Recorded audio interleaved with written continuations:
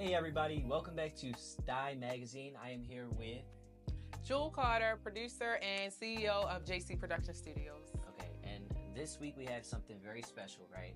Last week we did new beginnings. We were here, we were talking about new beginnings, how life can shift very drastically if you put your mind to your goals. And this week we have continuity. We're going to talk about how when you get those new beginnings, you continue to grow, you excel, you become better, right? Yes. Okay.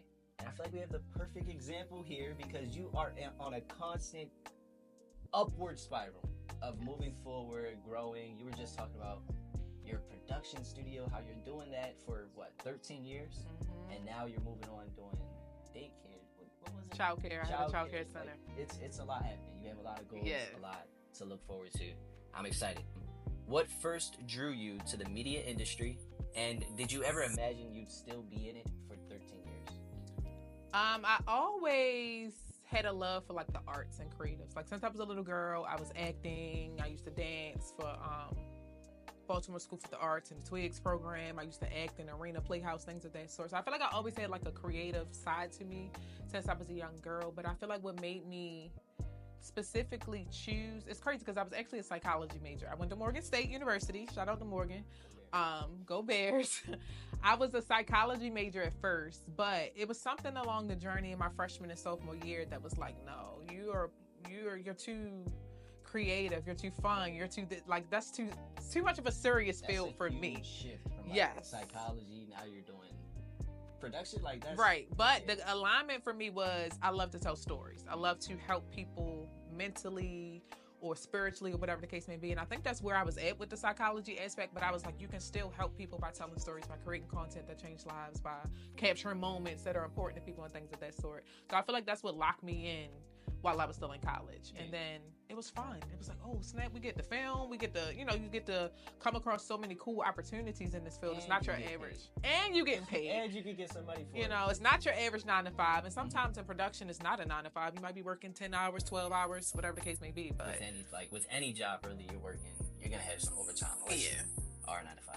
But okay, so that's how you started, like in college. You realized psychology, you didn't really like it as much. You wanted to shift to the creative path. But what was it?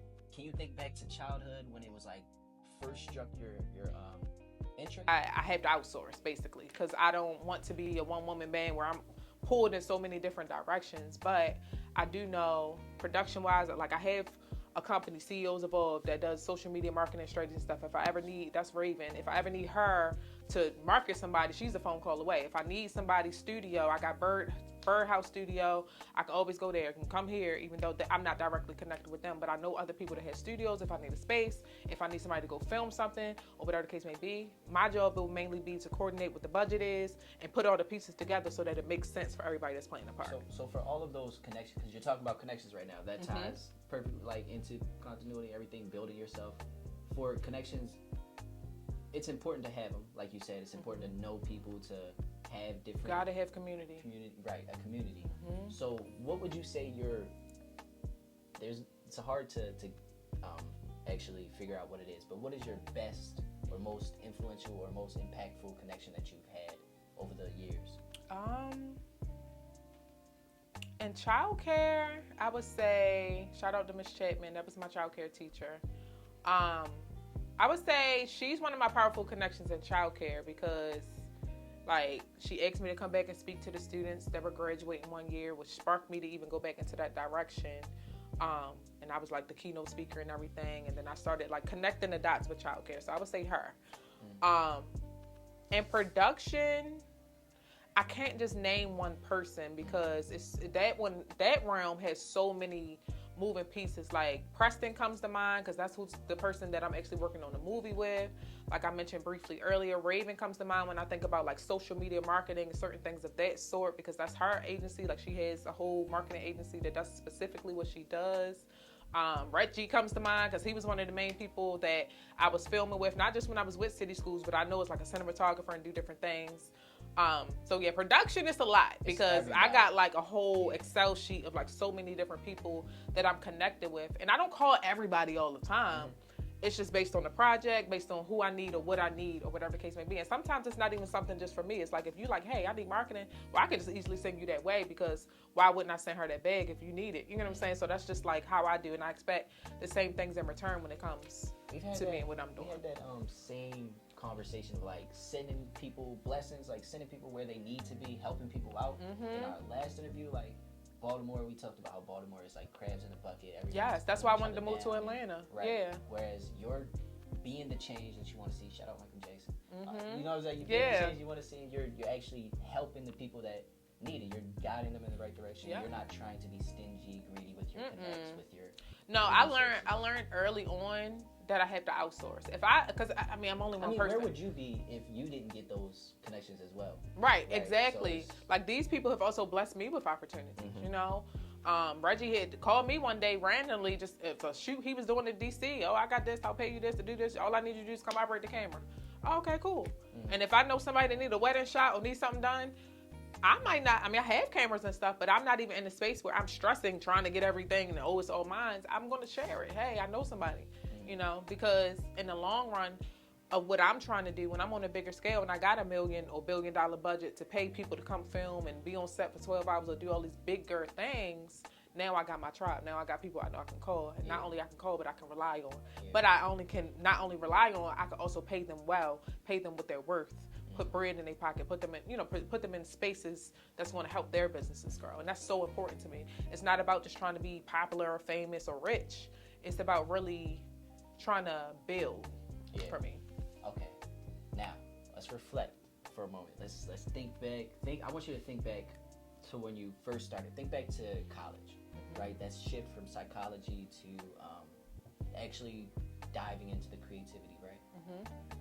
If you were to give yourself a piece of advice either then or a little bit before then, what would it be? Like, would you tell yourself to immediately go to the creative aspect? Like, what would you tell yourself? What would your advice be? I think my advice would be like a go hard or go home type of thing. You already doing go that. for it. But no, I feel like I had to build myself up to this point of where I'm at now. When I think about like how she freshman year, filming, trying to put projects together and all of that, I wasn't doing that freshman year. I was just getting acclimated with school and trying to figure out, well, granted, I was in a different field, and then I switched over sophomore year. However, just pushing myself through every obstacle. Like, it was so many things that could have been filmed. I could have been interviewing. I could have been doing so many different things. So that's what I mean about that, like, go hard or go home. Like, take advantage of being on the college campus. Take advantage of all the different events and different things that's going on and how you can make this work for you and your company and what you have going on. But it's not even just about being in college. It's also just wherever you are. Like, right now, I'm taking advantage of where I am. Okay, if I'm in Baltimore and I know I have the house and I know I have the capabilities of doing the child care center, do the child care center. Media gonna be there. That's always been my passion. I'm not letting it go. However, I can't act like it's not other things to take advantage of. So when I think back to, like, because for me right now, childcare is not like, oh my God, that's like the, oh my God, the big time dream. But I know it's the lucrative one. I know that's the breadwinner. Everybody needs childcare. Everybody might not need a photo shoot, but everybody needs childcare. So it's just being intentional, being strategic about things. I think back to my freshman year, sophomore year of college, just being focused. You can hang out with your friends later, work on the business. You can worry about that nigga later, work on the business. You can worry about, you can worry about, you can worry about so many other things. Friends, they gonna be there. Brunch is gonna be there. The turn up gonna be there. The weed gonna be there. The drink gonna be there. All those things are gonna be there, but you gotta literally lock in on your business, lock in on your goals, at least 1% a day. Like, at least 1% a day. Moving forward every day. Every day, at least 1%. Even if it's just doing this interview, and then tomorrow, the next 1% is just, I'm just finding the graphics on Canva that I'm gonna use. Okay, at least 1%. Like, I think sometimes we try to bite off more than we can chew, and that's what pushes us into being overwhelmed. That's what pushes us into being in a space where we're just like, you know what, I don't know if this is for me. And I know it because I've lived it, because I've done it many of times, where a lot of these goals I'm living and walking through now are goals I'm hard on myself about, because I'm like, I was supposed to have been do this, but I'm not. I'm right where God needs me to be. Yeah. So that's a good thing to have about yourself. You know that you are currently doing your best. You're currently doing everything you need to do. You're where you need to be in order for you to get to where you're going. Yeah. Right? Okay. It's really important. One last thing I want to touch up on. Right. We talked about it briefly throughout the entire interview, but let's talk about humbling yourself in order to learn. putting yourself in a student's place. Like a lot of people, they feel they've learned everything. They feel like they're on top, they're the big boss, like you said. Even if you're the boss, like you have interns, you're not putting yourself too far above them. You're still in a position to learn. How do you keep yourself humbled in order to continue to learn, continue to grow? I think I keep myself humble by just being a relatable type of person, like understanding that we all are going through something. We all trying to figure out something. For me personally, I have goals that I haven't even reached yet that are like mind-blowing to the average person if I share it. But within me, it's like things that I'm doing that's so great that I know it's so great. Now, but people would be looking at me like, well, girl, calm down because you did this and did that and did that. And it's like, but I'm humble about all of these things because I know the greatness that God is pulling out of me. And I feel like I don't ever want to be that type of person that if I'm the CEO or something or whatever, I'm just a nasty, rude, thinking I'm so high up here and everybody's so down. Like, I just never been that personality, and I can't stand people like that. Like, so I think me not standing people like that keeps me like, don't be that. Don't be that girl. And then also just knowing things are constantly changing and evolving. I might have mastered that camera that we're filming on right now 10 years ago. Now they got 20 other cameras out that I haven't even touched or seen. And just because I know how to work that don't mean I'm the expert on all of these because I worked one camera. So that's kind of how I look at it. Awareness plays into it. Knowing that there are other things and knowing that it's going to be somebody like talent is a beautiful thing.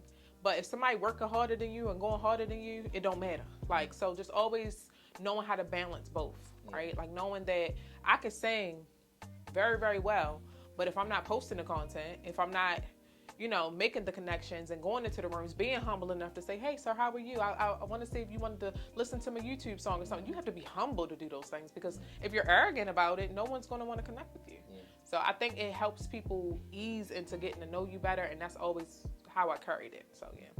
Okay, a little recap on everything we talked about. Continuity, we talked about continuing to push. Like, if you could let's do a little rundown on what everything you said. I think for me, my top 5, whatever, would be one, faith. Start with your faith. Start with your faith, right?